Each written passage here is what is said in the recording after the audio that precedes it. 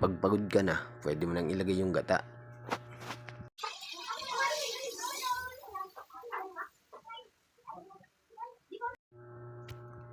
Puro lang yan mga par, isang pigalang yung gatang yan.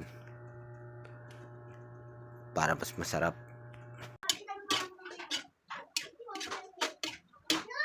Pag kumulo na yung gata mga par, matik pwede na yan.